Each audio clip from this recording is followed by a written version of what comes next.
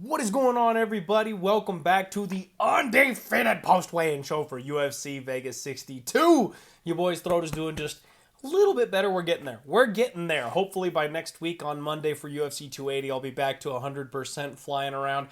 I'm just hoping to be good enough for tomorrow's fight so I can hopefully get excited about a couple of dubs. Let's get into it. We're going to take one final look at these fighters as they step on the scale and face off with one another. See if we can't find one extra little bit of information we like to increase our chances of winning a bet tomorrow at UFC Vegas 62. The lines on this show are presented to you by Superbook Sports. Make sure you check them out. And this, of course, is Pub Sports Radio. Subscribe here if you haven't already and give us a follow over on social media. Also, if you're an audio-only listener, hit me with the 5-star review. Come on now. It helps out. It goes further than you guys think. Smash the like button for me. Let's get into it. First fight of the night, Mike Jackson. Wow, messed up already. Mike Jackson taking on Pete Rodriguez. Mike came in at 170, Rodriguez 170 and a half. Mike Jackson's a big old hairy dude looking relaxed on the scale, being a goofball the way he usually is. No big deal for him. Pete Rodriguez, blank stare, big flex. This is a thick little man. And when I say little man, they sized up horribly. Like, Mike Jackson is massive. There's a huge size difference between these guys. You've got Pete Rodriguez, the biggest favorite on this card, minus 700. Mike Jackson is plus 500 as the underdog. And the more I look at this fight, like, I just hate it. Like, I know myself, everybody on the internet, all your favorite, handicappers and podcasters, we all think that Pete Rodriguez is going to win this fight by knockout. He's got fast hands, he hits hard, but the kid's never been out of the first round. And even though Mike Jackson is a photographer and he does MMA as a hobby, like, he's shown that he's got decent Muay Thai. He knows how to manage range and distance, and that height and reach advantage is no joke. I don't know how Pete Rodriguez is going to reach Mike Jackson. This is a complete stay away from me. If you wanted to be insane enough and throw the tinfoil hat on and say you felt like Mike Jackson was going to be able to get it done at that plus 500 spot, hell, he did it last time. He got the eye poke DQ against a much higher caliber opponent than someone like Pete Rodriguez. This kid is so untested. I'm not going anywhere near this one. No bet for me. The Mike Jackson sub is like 20-1. And that's at least slightly interesting to me because Pete Rodriguez, we have never seen this kid grapple. Like I said, he's knockout or bust. All his fights end in the first round. I don't know if he's got grappling chops at all. I don't know if he's got a gas tank at all. So if Mike Jackson is able to extend this thing beyond the first round, maybe if he mixes in those takedowns like he's been known to do sometimes, if he's the bigger, longer, stronger man when this fight hits the floor, things get interesting. I'm not touching it. I'm just saying. Like, that's the one thing that leapt off the page at me that I'm like, oh, 20-1? Like, this is some low-level MMA shit right here. Anyway, moving on. Tatsuro Tiara taking on CJ Vergara. Tatsuro came in at 126. Vergara 129. This broke my heart today, folks. The one and only weight miss of the day was my guy, CJ Vergara. Now, Tatsuro Tiara walked very slowly and gingerly to the scale today. He's got that emo teenager drag going on. Like, this kid just looks like he's there to kind of hang out and chill and not be too bothered by anything. Looked in good shape. Looked in very good shape. CJ Vergara, he looked defeated on the scales today. Not quite as shredded as I expected him to be, but, not bad shape overall considering. His hair was all wet. You'd think maybe they would have chopped some of that off, but missing by 3 pounds, that's not going to cover 3 full pounds worth of weight miss. He did give up 30% of his purse. That's a big number to pass up here. Tatsuro's got a slight height advantage, but boy, howdy, does CJ have the thickness advantage. This is a muscular man, and this was an intense stare down. Man, so Tatsuro Tiara right now minus 255, CJ Vergara plus 215. Some money continues to come in on Tatsuro Tiara. Early on when this thing opened up, I think CJ opened up at like plus 260 or something like that. Went all the way down to plus 190. That's when I jumped in. I completely botched this card, or this particular fight. I got the worst number possible on CJ Vergara. Now it's gone back the other way. You can get him plus 215.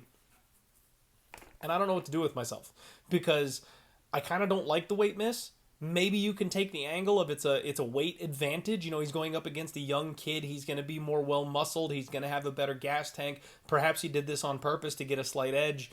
If you want to take all those different types of approach, then yeah, the dog money looks even nicer on CJ Vergara here. But if it's a real weight miss, if he actually had something go wrong, if he miscalculated something, then I mean, if he's at all compromised going up against a kid that's a prospect the size of Tatsuro, then this is not good. But I can't hedge out of it because I got the worst of the number. I can't go lay minus 255 now on the other side. It just doesn't even out that way. If I happen to be right on CJ Vergara and I win 1.9 units coming back, then, I dropped the 0.6 units trying to hedge out on the favorite. Like, it's a mess right now. I just have to go down with the ship. Like, we're in that territory where I just got to go down with the ship and root CJ Vergara home. Hope he did this on purpose. Hope he has an advantage. Hope all my points from earlier in the week are correct, that he'll have that strength advantage against Tatsuro. But what I am looking at is a potential violence bet to save me, because the under 2.5 at Superbook Sports is plus 175, and you can get doesn't go the distance at plus money. I know a lot of people are thinking Tatsuro by decision, but I do think if he's going to dominate this fight, or if CJ is compromised, then Tatsuro probably sinks that submission in. You can get that around 3-1 right now also. And CJ Vergara, we know this guy's got heavy hands. We know if he gets on top of people, he can beat them to a pulp. I may go 1 unit on the under, and then keep my unit on CJ Vergara. It's kind of a built-in hedge. That way if Tatsuro finishes, then I still get my money back a little bit. There should be a little left over from that plus number on the under to go ahead and make up for the loss on CJ. If CJ gets the finish, then I'm cashing both those and I'm feeling nice about myself. The only way to lose would be Tatsuro by decision, which, let's face it, it's on the table. So I'm not sure what I want to do yet. That might be the move that I make. I'm not happy with this spot. I would suggest most people at this point, if you don't have a strong opinion, probably just let this one go.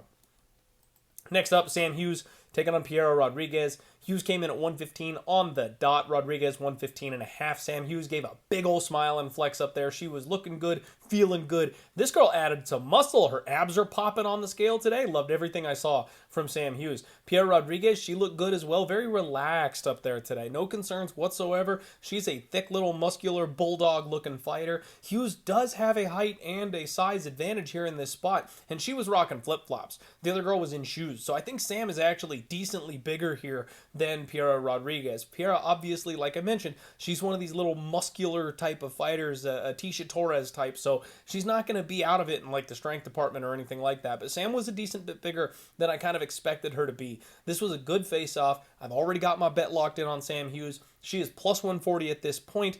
Piera Rodriguez is the minus 160 favorite. The over is minus 290. I do think this fight goes to decision. I do think that we're going to get a back and forth, scrambly, grapply type of fight. And Sam Hughes' best attribute is going to be that durability and that gas tank. If Piera slows down or starts to look like she's fading a little bit, Sam will take over. So there's a chance, if you want to live bet this thing, maybe Piero Rodriguez wins that first round and you can get a better number on Sam in round 2 if Piera looks like she blew her wad trying to finish or something along those lines. But I expect this to be a great scrap. I wouldn't be shocked at all if this thing goes all 15 minutes. We could even see a split decision. I'm hoping Sam pulls off another round 3 finish, but I'm not expecting it if we're being completely honest here. Lucas Alexander taking on Joanderson Brito. Alexander 145.5, Brito 146. No issues whatsoever for Alexander. He looked fantastic coming in here on short notice. Joanderson Brito, he roared on the scales today. I mean, the microphones were like blowing out and popping when he screamed. I always make fun of people for that. They get up there and they open their mouths for the photo opportunity like they're screaming. But they don't actually scream. I'm like, no. This guy is pumped up. This guy went for it. He let one loose up there. You love to see it. Brito is thick. This was a intense face-off. Alexander obviously taller, but a decent bit slimmer. Joanderson Brito is a minus 370 favorite, plus 310 coming back on Lucas Alexander. And I talked about this on Monday. I don't like how wide this line is. Like, I am picking Brito to win, but minus 360, it just seems like it's a little bit too much. Brito by submission at plus 250 absolutely has my attention in this spot. The 2 losses for Alexander have been by sub, and Brito has an underrated back control game. His submissions, he's explosive. He's got some serious power in his hands. You could maybe look at taking him inside the distance, expect him to get the finish. The 1.5 is set at minus 135 to the under, so they are kind of expecting violence, it looks like, here in this spot. I don't mind Brito in parlays. I don't mind Brito inside the distance. I don't mind Brito by sub. I'm looking at maybe taking an opportunity to squeeze him into my fight card somewhere as well. Next up, we've got Jacob Malkoun taking on Nick Maximoff. Both guys came in at 185.5. Malkoun, classic Malkoun, soft body, uninterested, no big deal. That's what he does up there every single time. Nick Maximoff, nervous energy today. He walked up to the scale and he kind of stormed his way up there, stomped up onto the scale, and he kept on changing his flex. Like, he couldn't decide if he wanted to go up, he wanted to go down, or like, he just kept on moving around. I don't know if he's on something. Like, I don't know. He looked very, very nervous up there. There's a lot of pressure on this kid, being the 209 representative, calling out guys like Hamzat and then getting subbed in the first round in your last fight. I worry a little bit about the mental state here of Nick Maximoff. Now, when these guys face off, Maximoff was a decent bit larger than Jacob Malkoun, and that surprised me. I really thought these guys were going to size up really well, but Maximoff is big, and Malkoun, he straight didn't care. Like, he's up there with his hands in his pockets, like, didn't even do the stare down thing, walked off as soon as he had a split second where it looked like he was going to be done. He turned heel and walked right off the stage. Like, this guy's just no nonsense, doesn't care, doesn't mind whatsoever. There's been steam coming in on Malkoun all week. He's down to plus 100 even money. Nick Maximoff is minus 120. And I do have confirmation from my contact over with Superbook Sports. The only respected sharp action bet they've received this week was on Jacob Malkoun. I've been saying all week I like Nick Maximoff. Like, I think he's bigger. I think technically his wrestling is just a little bit better. Well, I know he's bigger now that we've seen the face-offs. But I think this is going to be a scrambling mess. Like, I think these guys are just going to be forcing grappling exchanges back and forth the whole time. They both know how to roll. They both got jiu-jitsu. Their sub-defense checks out on both sides. Like, I don't want any part of this fight when it comes to picking a side. It's a pick'em price tag for a reason. I've seen some hot, strong opinions on both sides, and I think maybe we're looking at a split decision prop here. I talked about that on Monday, plus 400 for this thing to go to a split. I don't think the judges are going to know how to score this thing when it's said and done. The over is minus 250 for the over 2.5. I don't mind that. I wouldn't mind that as a parlay piece. I've heard some people talking about potential finishes in this one, and personally, I just don't see it. So I kind of expect this to go all 15 minutes. I kind of expect Nick Maximoff to get his hand raised.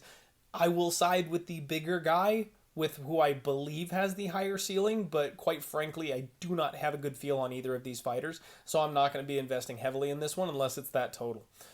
Next up, we got Brandon Davis taking on Mana Martinez. Both guys made 136. Brandon Davis, he looked rough, if I'm being honest.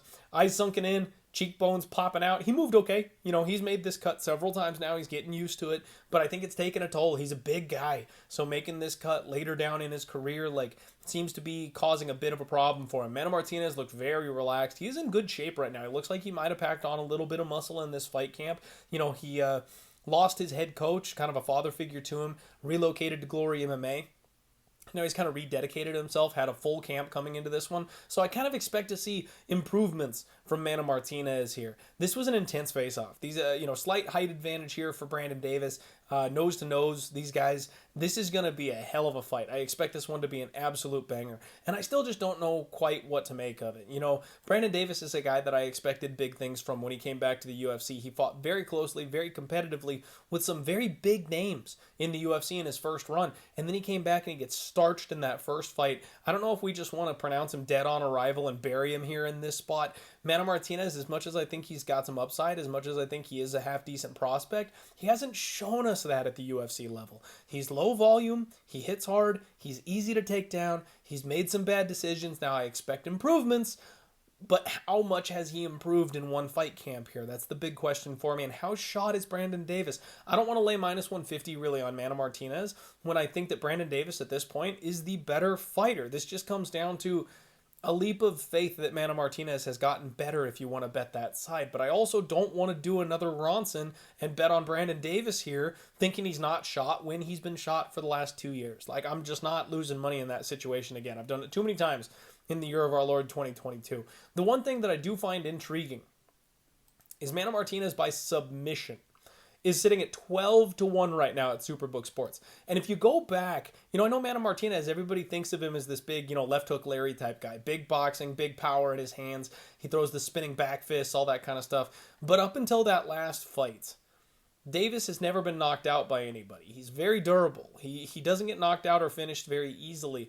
but he has been tapped a couple times. And Mana Martinez, you go back to his regional career, he had like 3 wins in a row by armbar. Like, this kid's got some grappling chops on him. You watch his last fight, and he was on his back against Ronnie Lawrence, throwing up triangles, throwing up arm bars. He was really looking for that submission in his last fight, and it just wasn't quite something he was able to land on a grappler the caliber of Ronnie Lawrence. So if he's gone to James Krause's camp, where we know they emphasize the grappling-heavy game plans, that sub is kind of starting to look intriguing to me at 12-1 here. Even if it's a club and sub situation where he kind of rocks Davis and gets on top of him in that kind of a situation, I think it's on the table. The under 2.5 for violence here, I think, is definitely an option. And I think that Martinez by sub at 12-1 at a long shot is something I may have to sprinkle, just because it's one of those spots where the stars kind of got to align the right way. But at 12-1, you can miss a couple of those shots and still be okay. I might have some fun and sprinkle that sub prop there. Next up, we got Alonzo Menifield taking on Misha Cirkunov.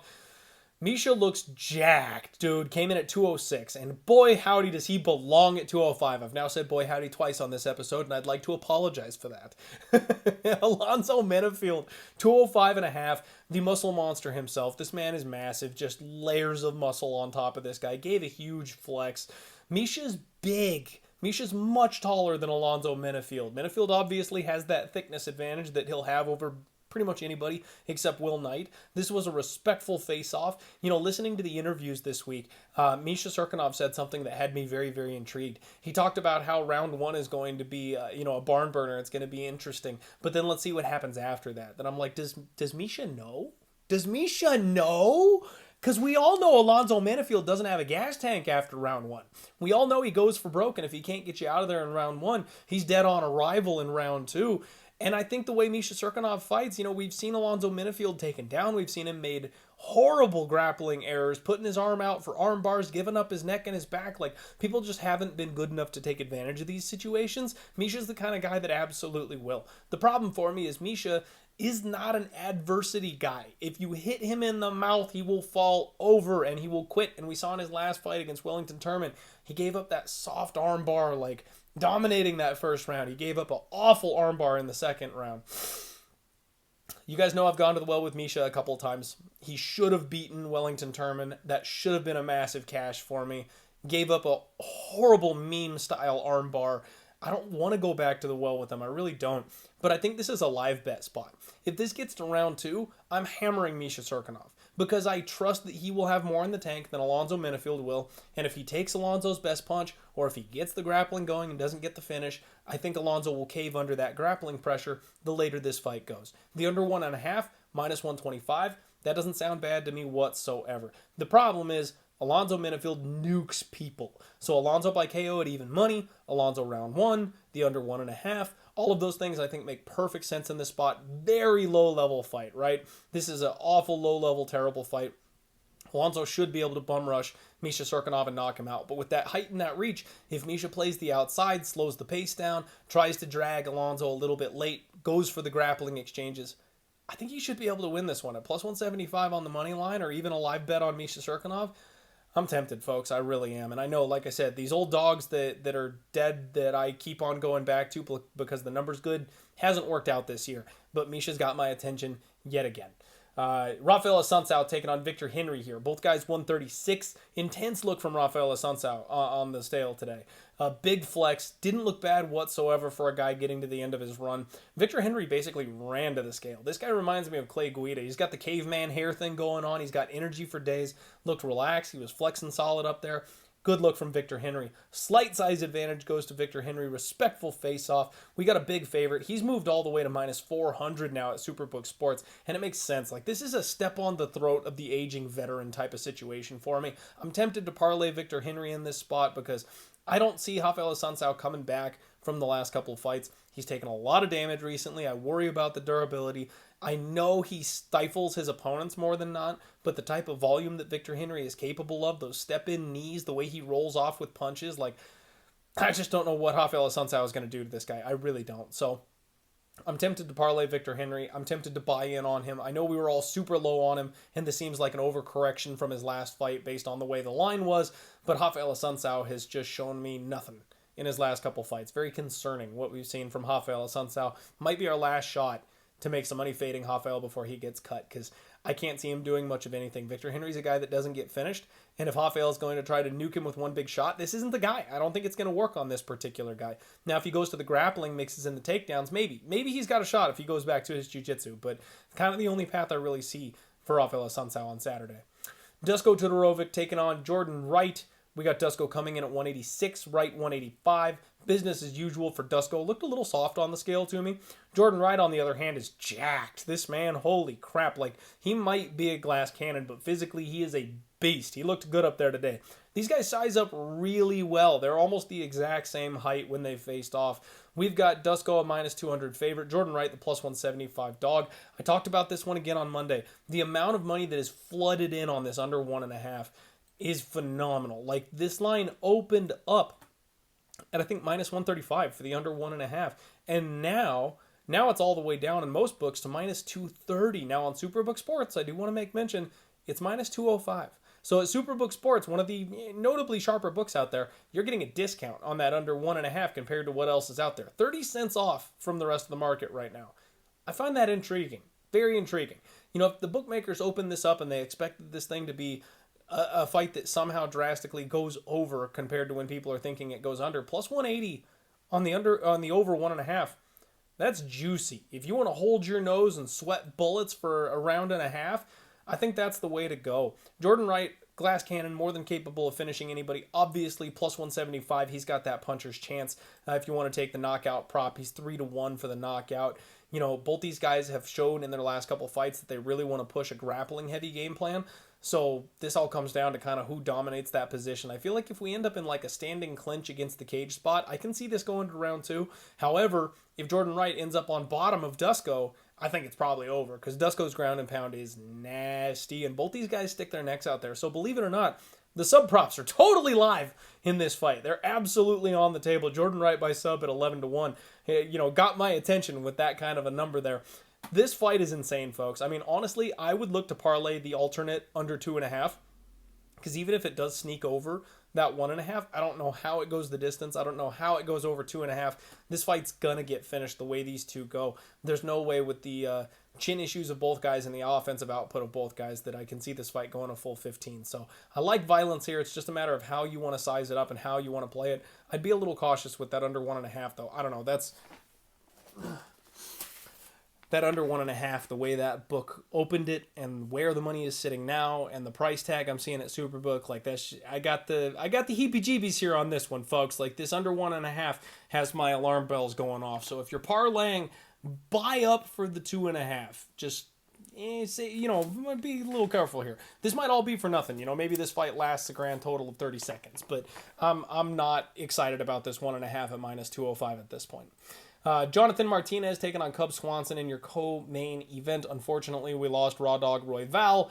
Askarov missed weight and then for whatever reason didn't accept the catch weight. So got to be like a medical issue there or something. But best fight on the damn card, just poof, gone, unfortunately. Martinez made 135.5. Cub Swanson made 135. Martinez actually didn't look half bad. Obviously, his cheekbones are popping out. Gave a good solid flex on the scale. He has had some trouble with this cut before. So I'm surprised to see that he didn't really seem to struggle at all on the scales today. Cub Swanson, similar story. You know, at the interviews, he had a teammate actually answer the questions for him because he was like saving his voice. He was hoarse from the weight cut, so he didn't want to talk on the microphone today. But he wore his sunglasses, suspect, wore his sunglasses, gave a big ol' smile today. And he was shredded up, obviously, cutting 10 extra pounds off of him, but he looked okay. He moved okay. He was talking to the guy on the scale. Like, I didn't see a problem with Cub today. It looks like the cut went okay for him, if we're being completely honest. And then when they face off, this was an intense face-off. Like, J-Mark got in his face quick. Slight size advantage for Cub Swanson coming down a weight class. But Martinez looks fired up here for this one. This is going to be a great fight. Some money's come in on Jonathan Martinez. He's minus 210 now, plus 180 for Cub Swanson. I know a lot of people have been taking Cub Swanson, so interesting to see the line move ever so slightly the other way. Total set at 2.5. The over is minus 150. The under is plus 130. Another spot that I'd be tempted on violence. Jonathan Martinez is a guy that I've been on the opposite side of a couple times because I don't think he's all that durable. And guys that bum rush him and get in boxing range seem to have a lot of success with him. That's what Cub does.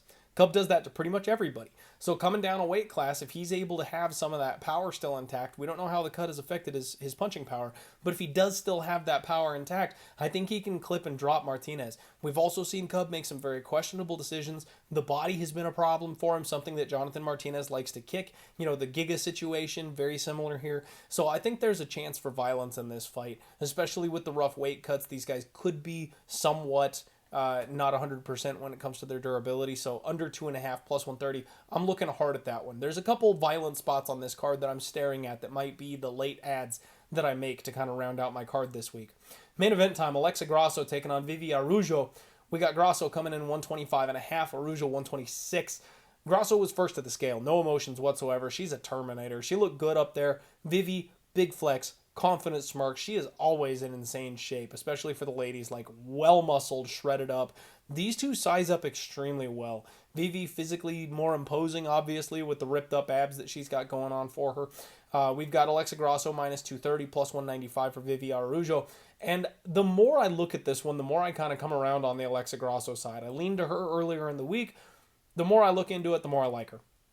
Vivi Araujo, strong takedowns, a little bit low volume, but we've seen her slow down in fights before. We've seen her gas out before. She lost to Caitlin Chukagian. She lost to Jessica Ai. She got reversed late by Andrea KGB Lee. Montana De La Rosa was beating her up in the third round. This is a 5-round fight, folks. We've seen that gas tank become an issue for Vivi and win 29-28 in these 15-minute fights multiple times. She's 35 years old, so it's hard to see that she's going to patch up that gas tank at this point in her career. Whereas Alexa Grasso, on the other hand, she gets stronger the deeper the fight goes. You look at the Carla Esparza fight, and she lost that one 29-28, but she beat the brakes off Carla in that third round. She held Carla to 4 of 11 on her takedown attempts, and Carla's the best wrestler in the division, and then she was beating her face off in that third round. We've seen some big improvements from Alexa Grasso. The other thing I find interesting, especially with this being a 5-round fight, is that Vivi is going to look to push the grappling heavy attack. Alexa Grasso has been working on and getting better with her jiu-jitsu. We've been seeing it time and time again. Now, she choked out JoJo Wood in her last fight. Maybe JoJo's shot, so people might want to put a little bit of an asterisk to that. But you go back and you watch that third round in the Esparza fight. Bro, she almost broke Carla's arm. She's rolling for triangles and arm bars, and she is making Carla work off of her back deep in the third round when Carla really didn't have much more to give. And there's a shot, it really looks like she has Carla's arm completely hyperextended. The arm bar is locked in. A man's arm breaks in that exact same position. Women, they're very Gumby-esque at these lower weight classes, or some of the smaller men's weight classes as well. They get very, very Gumby and loose and flexible. Anybody at 155 or higher, their arm snaps in that position, but Carla was able to roll through it, reverse, get back on top, and not tap. It was about the 2-minute mark of the third round. So I'm really looking at going back to the well here with Grosso by sub. And I may even sprinkle the rounds 4 and rounds 5 by sub because they're stupid price tags, like 40 and 50 to 1. Grosso by sub on Superbook Sports, plus 950. And if we're going to have a grapple-heavy fight, if we're having a women's MMA fight where, yes, Grosso's got hands, but is she really going to TKO someone as tough as Araujo? I don't think she does. She probably is going to need a sub to finish her to actually get her out of there, to get the ref to pull her off of her if she gets tired. Tired fighters tap. That's a thing we see time and time again. Once you lose your gas, you're willing to get out of there, and you'll give up your neck, you'll give up an arm, you'll take your opportunity to get out of there once you're exhausted. Deep in this fight, I expect Vivi to start to slow down. I expect Alexa to turn up. I think I like Grasso by submission here in the main event. I kind of like the under 4.5 at plus 190. I do think there's violence. Obviously, Vivi can finish as well early on in the fight. I think Grosso's tough enough to hang in there, obviously, but both have finishing upside. I also think I might be looking at Grosso money line. You might want to bet it live, though, because if Vivi does come out and win that first round, you'll get a much better price tag on it. I like it. So that's where I'm looking at this card, folks. That is the Undefeated Post Weigh-In Show. Give me a like. Give me a sub. Good luck on all your degenerate action, and we'll see you next week for UFC 280. Let's roll.